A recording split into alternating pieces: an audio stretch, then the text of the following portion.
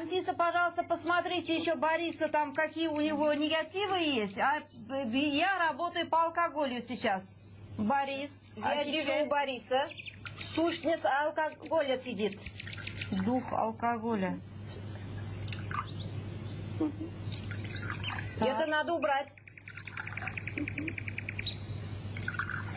У него и печень болит уже.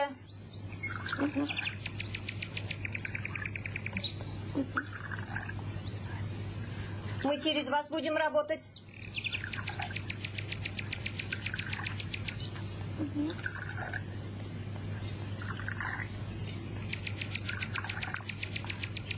Валентина, какие ощущения у вас?